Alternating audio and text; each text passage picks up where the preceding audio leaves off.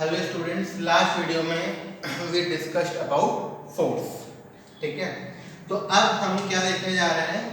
First law of motion, what? Newton's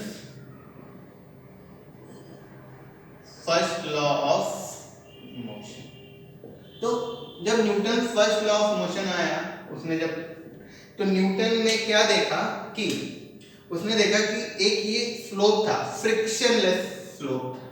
ठीक है, इसमें कोई भी फ्रिक्शन नहीं लग रहा है। फ्रिक्शन बेसिकली क्या होता है? सपोज फ्रिक्शन क्या होता है? Friction oppose offered by the surface, oppose offered by the surface हमारा क्या होता है? फ्रिक्शन। स्मूथ सरफेस है, अगर आपका सरफेस कैसा है? स्मूथ, तो फ्रिक्शन क्या होगा? लेस। अगर आपका रफ सरफेस है, अगर आपका सरफेस क्या है? रफ, तो फ्रिक्शन क्या होगा? मोर। जैसे कि सपोज मेरा हैंड है, अगर मैं ऐसे एयर में मूव कर रहा हूं, ठीक है, तो क्या हो रहा है? इसके ऊपर कोई भी फ्रिक्शन नहीं लग रहा है, बहुत कम फ्रिक्शन है एयर की वजह से। ठीक है, बट सपोज ये इसके ऊपर अब जो है, पहले के कंपैरिजन में फोर्स क्या लगेगा? मेरे को ज्यादा लगाना पड़ेगा। क्यों?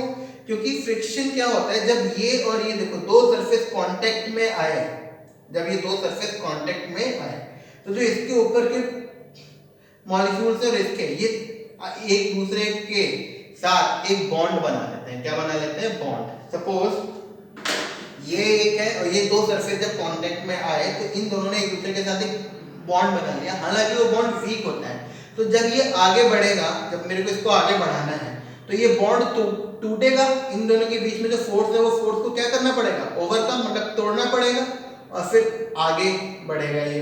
तो इसीलिए जो फोर्स है, इस फोर्स को तोड़ने में एक अपोज लगता है। ठीक है, क्योंकि ये अपोज लगा रहा है, जैसे हम इसको आगे बढ़ाएंगे तो हमें थोड़ी ताकत ज्यादा लगेगी। क्यों ताकत ज्यादा लगेगी? क्योंकि ये जो आपस में जो इन दोनों के बीच में जो फोर्स है, वो क्या कर रहा है? इसको रोक रहा है। तो वही क्या है? आपका फ्रिक्शन है। वो जो इन दोनों का फोर्स है, वो इसको आगे बढ़ने से क्या कर रहा है? अपोज कर रहा है। क्या कर रहा है? अपोज कर रहा है आगे बढ़ने से। तो वही अपोज क्या होता है? फ्रिक्शन होता है। अब अगर रफ सरफेस है, तो वो अपोज क्या होता है?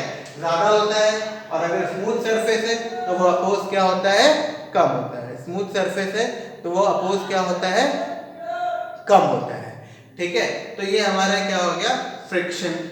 ओके, तो बेसिकली यहाँ पे क्या है कि अब हम एक स्मूथ सरफेस लेके चल रहे हैं। ठीक है, स्मूथ सरफेस, तो ये फ्रिक्शनलेस, कोई भी फ्रिक्शन नहीं है, मतलब कि कोई भी अपोजिंग फोर्स नहीं लग रहा। तो इस पे क्या था? अगर ये बॉल है, ये एक बार हमने ऐसे करके पुश कर दी, किस स्पीड से?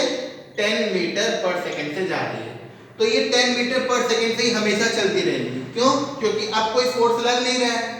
ठीक है, कोई अपोजिंग फोर्स लग नहीं रहा है, फ्रिक्शन तो है नहीं इसमें, तो कोई फोर्स इसके ऊपर नहीं लग रहा है। और एयर से थोड़ा बहुत फोर्स लगा रही है, उसको हम क्या कर दे रहे हैं? We are neglecting it. तो ये हमेशा 10 मीटर पर सेकंड से चलता रहेगा। ठीक।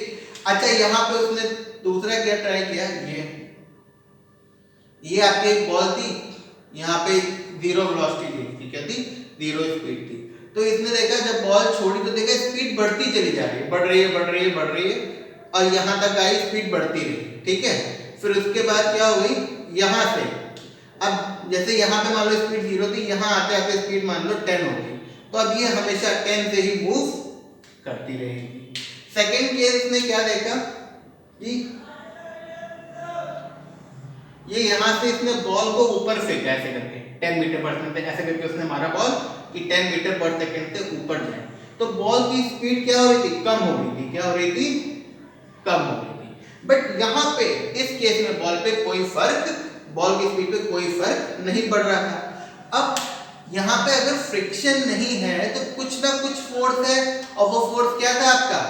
जी, नीचे को ग्रेविटेशनल फोर्स था। ठीक है, ये जो ग्रेविटी नीचे को लग रही है, इसी की वजह से, उस फोर्स की वजह से ये इधर को आ रहा है, और उसकी वेलोसिटी क्या हो रही है? चेंज हो रही है। अगर फोर्स नहीं होता तो ये हमेशा जीरो वेलोसिटी पे ही रहता। तो ऊपर से नीचे में आने में फोर्स मोशन की डायरेक्शन में लग रहा है। देखिए, जब ऊपर से बॉल नीचे आ रही है, फोर्स मोशन को फेवर कर रहा है। फेवर क्यों कर रहा है? क्योंकि उसकी वेलोसिटी बढ़ा रहा है। और नीचे से ऊपर जाने में जो फोर्स है, वो मोशन अपोज कर रहा है। क्यों अपोज कर रहा है? क्योंकि उसकी वेलोसिटी को क्या कर रहा है? कम कर रहा है। क्या कर रहा है? कम कर रहा है। तो पहले केस में जो पहला इंक्लाइंड प्लेन है, यहां पे जो आपका फोर्स है वो मोशन को फेवर कर रहा है, ठीक है, यहाँ पे अपोज कर रहा है और यहाँ पे कोई फोर्स नहीं लग रहा है, ठीक है। तो अगर फोर्स नहीं लग रहा है इसका मतलब एक्सेलरेशन जीरो, और यहाँ पे एक्सेलरेशन जीरो नहीं है, ठीक। अच्छा, दूसरी चीज क्या था कि जैसे कि ये आपका एक हम 3 कंटेनर्स ले लेते हैं, एक ये, ठीक, और ये फ्रिक्शनलेस है, ठीक है, all of them are frictionless, okay, ठीक।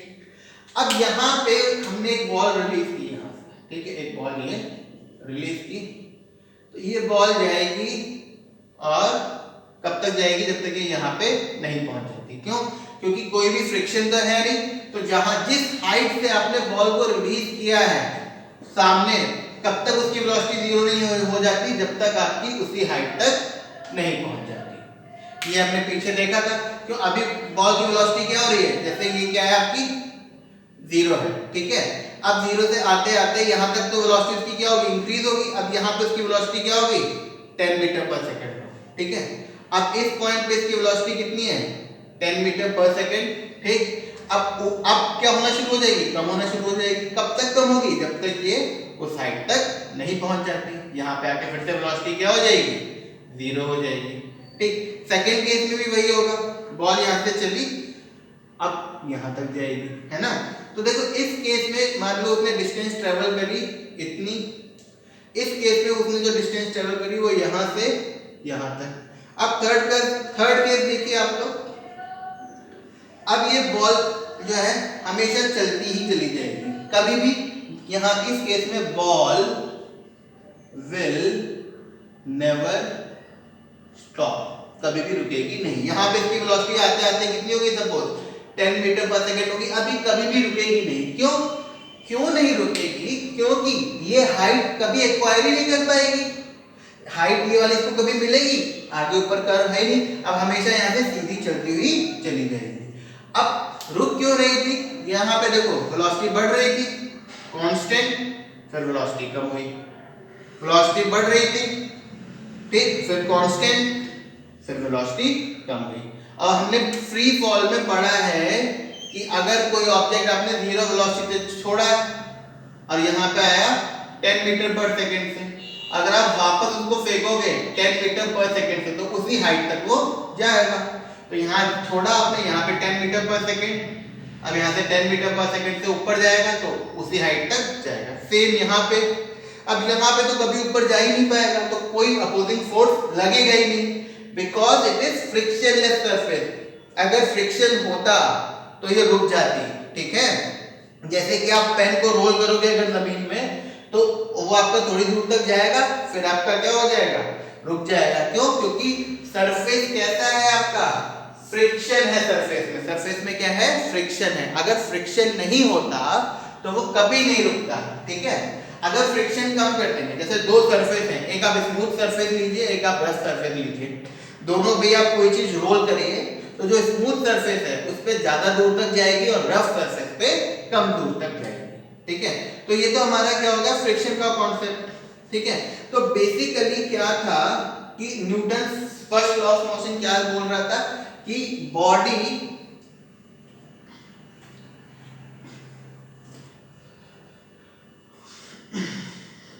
क्या? Body remains at rest or in uniform motion if net external force acting on it is zero। Body अगर रेस्ट पे है तो वो रेस्ट पे ही रहेगी, अगर यूनिफॉर्म मोशन में है तो वो यूनिफॉर्म मोशन में ही रहेगी, अगर नेट एक्सटर्नल फोर्स उस पे क्या है? Zero. That is A is equal to 0 if and only if F is equal to 0। ठीक है, और ये जो हमारा फोर्स होता है हमेशा याद रखना, ये कौन सा फोर्स होता है? एक्सटर्नल फोर्स होता है। क्या होता है? एक्सटर्नल फोर्स होता है। किसी भी बॉडी के अंदर इंटरनल फोर्स को हम काउंट नहीं करते हैं। फॉर एग्जांपल, जैसे कि इंटरनल फोर्स का मतलब क्या? सपोज ये एक बेड है, ठीक है, अब आप यहाँ पे खड़े हो और इस बेड को पुश कर रहे हो, तो आप पुश कर लोगे या पुल भी कर लोगे।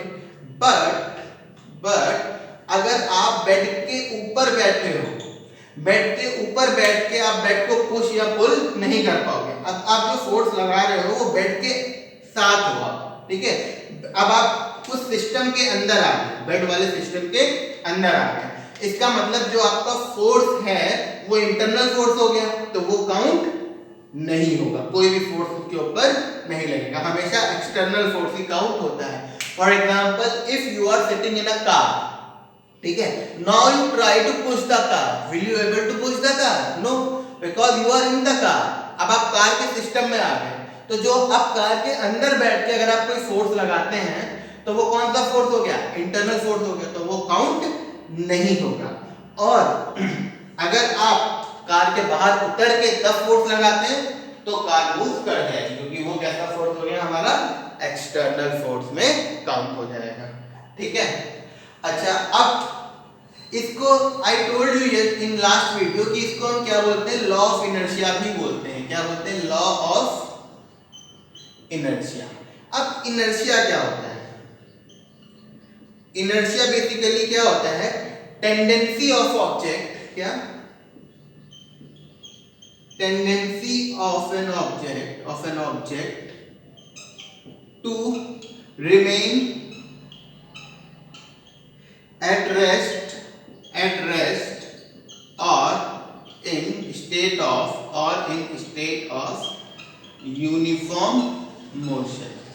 ठीक है, क्या कोई भी ऑब्जेक्ट की टेंडेंसी अपने आप को रेस्ट में ही रखने के लिए या फिर वो यूनिफॉर्म मोशन में रखने के लिए, तो उसको जो टेंडेंसी होती है उसको हम क्या बोलते हैं? इनर्शिया। बेसिकली ये क्या करता है? किसी भी चेंज को रेजिस्ट करता है। क्या करता है? रेजिस्ट। और इनर्शिया, जो आपका इनर्शिया होता है वो प्रोपोर्शनल होता है किसके? इनर्शिया प्रोपोर्शनल होता है किसके? मास के। किसके? मास के। फॉर एग्जांपल, जैसे कि आप एक बुक लो और एक अलमीरा है, ठीक है। बुक और अलमीरा दोनों को आप दोनों के ऊपर जब आप फोर्स लगाओगे तो बुक मूव कर जाएगी, क्योंकि बुक का मास क्या है? कम है, तो उसका इनर्शिया क्या हो गया? कम हो गया। और जो आपकी अलमीरा है उसका मास क्या है? ज्यादा। अलमीरा का मास क्या है? ज्यादा, तो उसका इनर्शिया ऑटोमेटिकली क्या हो जाएगा? ज्यादा। तो अगर more is the mass, more is it's inertia, less is the mass, less it's inertia. ठीक है, तो बेसिकली इनर्शिया क्या है कि कोई भी चेंज को रेजिस्ट करता है। अगर वो रेस्ट में है तो ऑब्जेक्ट को रेस्ट में ही रखने की कोशिश करेगा, और अगर वो यूनिफॉर्म मोशन में है तो अपने आप को यूनिफॉर्म मोशन में ही रखने की कोशिश करेगा। मतलब कि इनर्शिया में ऑब्जेक्ट इस तरीके से अपने आप को रखना चाहता है कि उसके ऊपर जो नेट फोर्स है वो क्या हो? जीरो हो। मतलब कि उसका एक्सेलरेशन क्या हो? जीरो हो। इनर्शिया, आप जो इनर्शिया है किसी भी ऑब्जेक्ट की, उसके एक्सेलरेशन को जीरो रखता है। ठीक है, अब एक्सेलरेशन जीरो रखता है मतलब कि या तो वो यूनिफॉर्म मोशन में रह रहा है या फिर वो रेस्ट पे है। दो ही केसेस में आपका एक्सेलरेशन क्या होगा? जीरो होगा। इसका मतलब अब जिसका मास ज्यादा है उसको आप फोर्स लगा के मुश्किल से हिला पाओगे। जैसे ट्रेन है, ट्रेन को आप ऐसे धक्का देके नहीं हिला पाएंगे फोर्स लगा के, तो इसका मतलब ट्रेन का इनर्शिया क्या हो गया? ज्यादा। बाइसिकल है, बाइसिकल का इनर्शिया ट्रेन के कंपैरिजन में क्या हो गया? कम हो गया। ठीक है, तो मास अगर ज्यादा है तो इनर्शिया क्या होगा? ज्यादा होगा, और मास अगर कम है तो इनर्शिया क्या होगा? कम होगा। ये जो इनर्शिया है इसका एग्जांपल अगर हम लेके चले इनर्शिया का, तो बहुत ही अच्छा एग्जांपल है। सपोज आप बस में हो, आप किस में हो? बस में हो, और तो ये आपकी एक बस है सपोज, हाँ, ओके, ये हमारी क्या है? बस है। ठीक है, अब बस में आप खड़े हैं, you are standing in the bus. ठीक है, अब बस में जब आप खड़े हो, बस आगे को चल रही है, बस किधर को चल रही है, आगे को चल रही है, ठीक। अच्छा ये पैर वाला जो पार्ट है, ये पैर वाला जो पार्ट है, ये हमारे किसमें, बस के साथ कांटेक्ट में है, ठीक है। तो बस मान लो आपकी किससे चल रही है, मान लो 40 मीटर पर सेकंड से चल रही है, 40 मीटर पर सेकंड से चल रही है, ठीक। तो आपकी भी जो बॉडी है वो किससे चल रही है, 40 मीटर पर सेकंड से चल रही है, ठीक। अब बस ने एकदम से ब्रेक अप्लाई कर दिया, एकदम से क्या अप्लाई कर दिया, बस वाले ने ब्रेक अप्लाई कर दिया। तो ये वाला पार्ट जो है, ये वाला पार्ट आपका रेस्ट में आ जाता है क्योंकि बस के साथ कांटेक्ट में है, ठीक। बट ऊपर का पार्ट जो है ये एकदम से क्या करने लगता है, आगे को गिरते हैं, जैसे ब्रेक लगा तो ऐसे करके आगे को गिरते हैं, ऐसे करके गिरते हैं, ठीक है। तो क्यों, क्योंकि आपकी जो बॉडी थी वो मोशन में थी और एकदम से आप किस पे आ गए, रेस्ट पे आ गए, तो ऊपर वाला पार्ट आपका मोशन में ही रह जाता है, इसीलिए हम आगे को गिरते हैं ब्रेक लगने पे, ठीक है। और उसी में अगर मान लो एकदम से बस झटके से चल जाए तो आप किधर को गिरोगे, पीछे को गिरोगे, क्यों, क्योंकि आपकी बॉडी रेस्ट पे थी, तो बस एकदम से मोशन में आ गई तो बस एकदम से आगे को भागेगी, तो ये वाला पार्ट आगे को भागेगा, ये रेस्ट पे रह जाएगा, तो ये पीछे को गिरेगा, ठीक है। तो ये आपका क्या हो गया, इनर्शिया, पहला वाला इनर्शिया ऑफ मोशन क्योंकि मोशन में थी बॉडी, दूसरा क्या, इनर्शिया ऑफ रेस्ट क्योंकि बॉडी रेस्ट में थी। यही कॉन्सेप्ट हम यूज करते हैं जैसे जो कारपेट्स वगैरह है उनको साफ करने के लिए, ऐसे बड़ी बड़ी कारपेट टांग दी फिर उस पर डंडे से मारते हैं, ऐसे करके बहुत तेज जब डंडे से मारते हैं तो कारपेट मूव करती है, उसके पार्टिकल्स वहीं रह जाते हैं, जैसे ऐसे करके, जैसे यहाँ पे क्या है, ये पार्टिकल्स है सपोज डस्ट पार्टिकल्स, तो जब आप मारेंगे कारपेट पे तो कारपेट एकदम से पीछे जाएगी और ये डस्ट पार्टिकल्स बाहर को आ जाएंगे। फॉर एग्जांपल जैसे कि ये मार्कर है, ये भी रेस्ट पे है, ठीक है, रेस्ट पे है। अब एकदम से अगर इसको मैं, जैसे मेरे हाथ पे किसी ने बहुत जोर से मारा तो मेरा हाथ ऐसे गया, देखो हाथ ऐसे गया, तो आप हाथ जब नीचे जा रहा है तो देखिए जो ऑब्जेक्ट है ये हाथ से डिस्कनेक्ट हो जा रहा है, क्यों, क्योंकि ये तो रेस्ट में ही था, मेरा हाथ एकदम से मूव किया, तो जब तक ये रेस्ट में रह गया और मेरा हाथ मूव कर गया, इसीलिए ये किससे थोड़ी देर के लिए क्या हो गया, अलग हो गया, थोड़ी देर के लिए क्या हो गया, अलग हो गया, ठीक है। तो यही कॉन्सेप्ट हमारा कार्पेट क्लीनिंग में भी यूज होता है। तो ये हमारे क्या हो गए, दिस वाज अबाउट इनर्शिया। तो अगर मास ज्यादा है तो इनर्शिया ज्यादा होगा, मास कम है तो इनर्शिया कम होगा, ठीक है। तभी आपने देखा होगा हल्का फुल्का आदमी अगर है कोई तो वो एकदम से गिर पड़ता है, और जो भारी भरकम है वो इस केस में नहीं गिरेगा, ओके। तो ये हमारा क्या हो गया, फर्स्ट लॉ ऑफ मोशन के बारे में हो गया, ठीक है। अच्छा अब एक टर्म होता है हमारा मोमेंटम, क्या होता है, मोमेंटम, ठीक है। मोमेंटम क्या होता है, it is product of velocity and mass. ये क्या है, वेलोसिटी और मास का प्रोडक्ट है। तो मोमेंटम बेसिकली क्या होता है, मास इनटू वेलोसिटी। तो मोमेंटम क्या हो जाएगा आपका, m into v, m into v, ये क्या होता है मोमेंटम। अब इसकी यूनिट क्या होती है, KG metre per second square, KG sorry not metre per second, KG metre per second. तो मोमेंटम में मास हम किस में लेते हैं, केजी में, और वेलोसिटी मीटर पर सेकंड में। तो मोमेंटम की यूनिट क्या होगी, केजी मीटर पर सेकंड। अब जो मोमेंटम है, मोमेंटम इसकी जो डायरेक्शन होती है, it is in direction of velocity, it is in direction of velocity, ठीक है। अब मान लीजिए दो ऑब्जेक्ट हैं, एक आपका ट्रक है, ये हमारा क्या है, बड़ा सा ट्रक है, ठीक है, और एक हमारी क्या है, छोटी सी कार है, ये हमारी क्या है, छोटी सी कार है, ठीक है। अच्छा इसका मास है सपोज 100 kg, ठीक है, इसका मास है सपोज 30 kg, ठीक है। अच्छा ये मूव कर रहा है आपका से 10 मीटर पर सेकंड से, और एक कार भी मूव कर रही है 10 मीटर पर सेकंड से, ठीक है। तो अब मोमेंटम किसका ज्यादा होगा, पहले ट्रक का मोमेंटम देख लीजिए आप, कितना होगा, मास इनटू वेलोसिटी, 100 इंटू 10 कितना हो जाएगा आपका 1000 kg मीटर पर सेकेंड। और कार का मोमेंटम कितना हो जाएगा, मास इंटू वेलोसिटी 30 इंटू 10, तो कितना हो जाएगा 300 मीटर kg मीटर पर सेकेंड। ठीक है, तो आपको दो केसेस दिख रहे हैं, दोनों ही केसेस में आप देखिए ऑब्जेक्ट, दोनों ही ऑब्जेक्ट की स्पीड वेलोसिटी क्या है, सेम है। दोनों ही ऑब्जेक्ट की वेलोसिटी क्या है, सेम है, बट फिर भी मोमेंटम अलग अलग है। क्यों? क्योंकि इसका मास ज्यादा है, इसका मास कम है। तो इसका मास ज्यादा है मतलब इसका इनर्शिया भी ज्यादा है, और इसका मास कम है मतलब इसका इनर्शिया कम है। तो इसमें जो आपकी ताकत है वो क्या लगेगी, ज्यादा लगेगी। ठीक है, 10 मीटर पर सेकेंड के लिए आपकी ताकत ज्यादा लगेगी, इसलिए मोमेंटम ज्यादा है।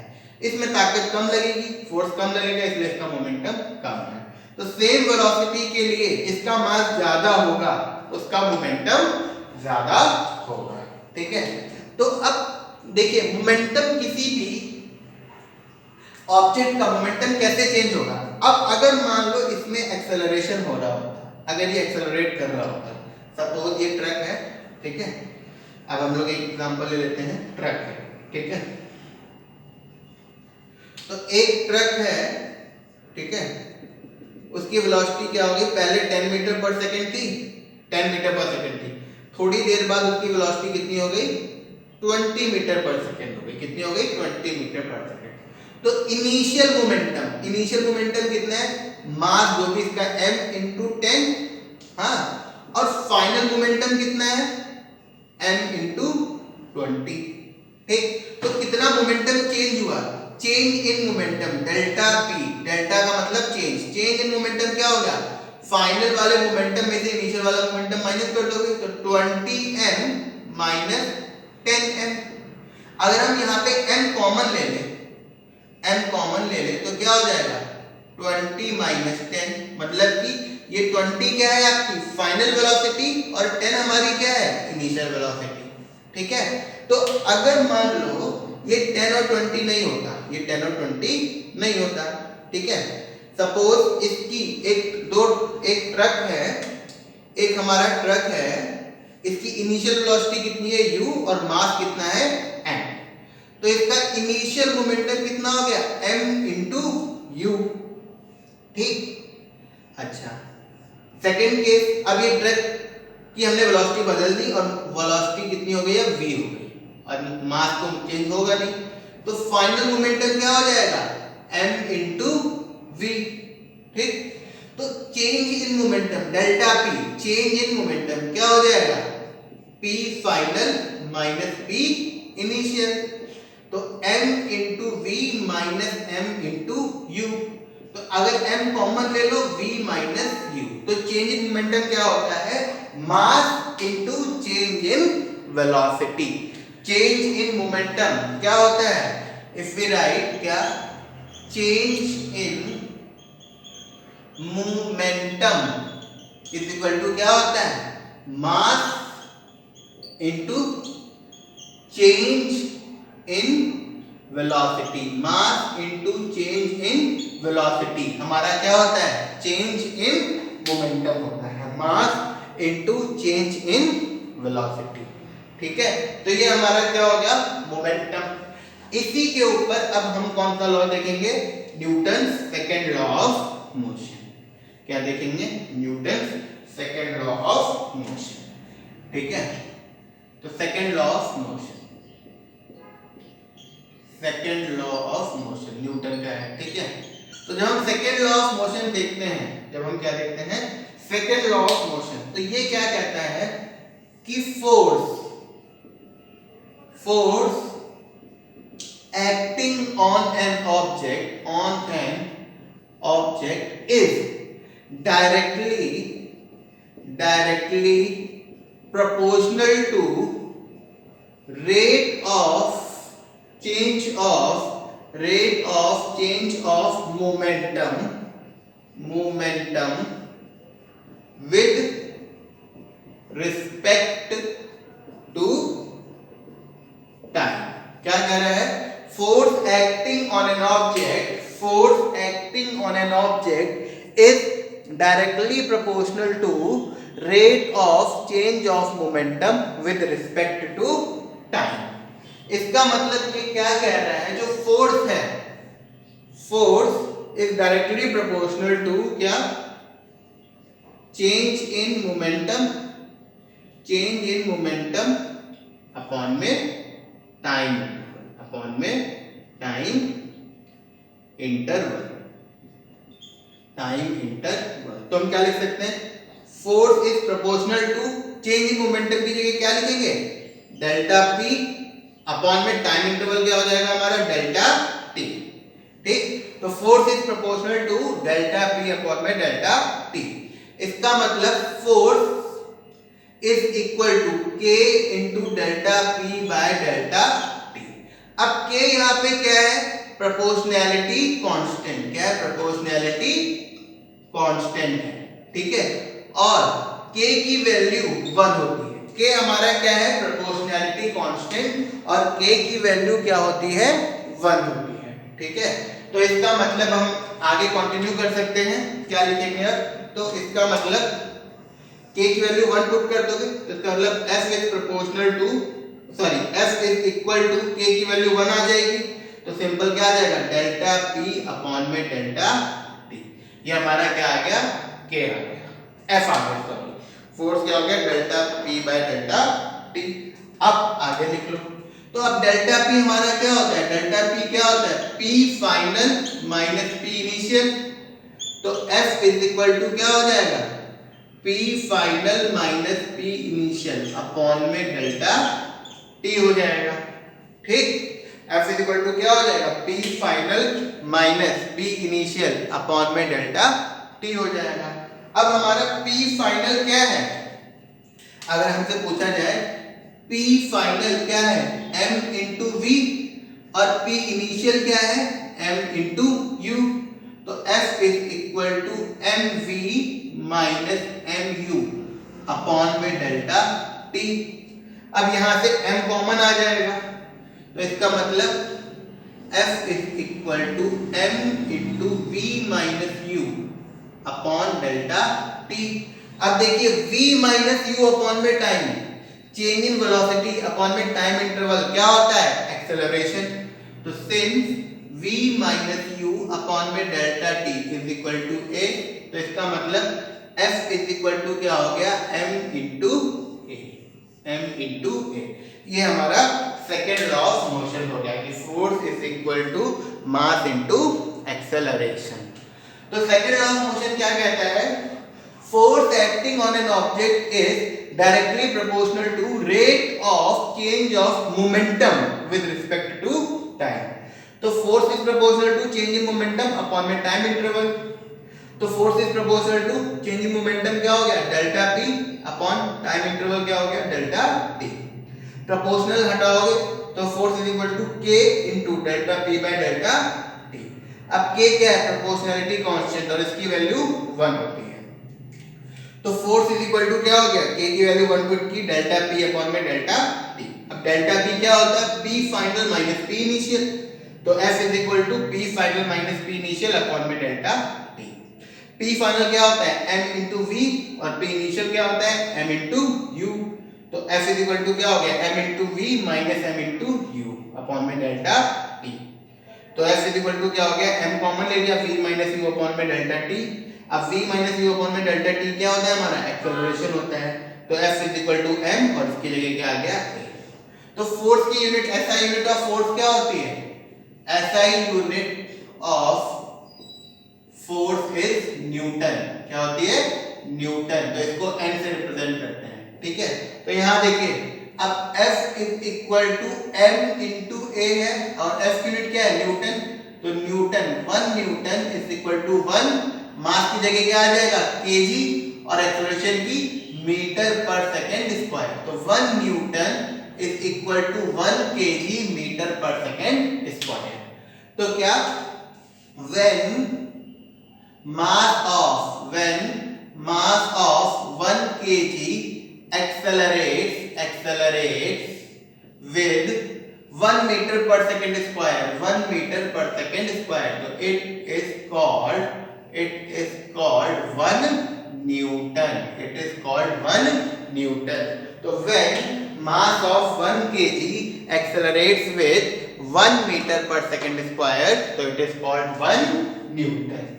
ओके, तो ये हमारा क्या हो गया, Newton first law of motion momentum और Newton second law of motion. ठीक है, अब नेक्स्ट वीडियो में हम क्या पढ़ेंगे, Newton third law of motion और law of conservation of momentum.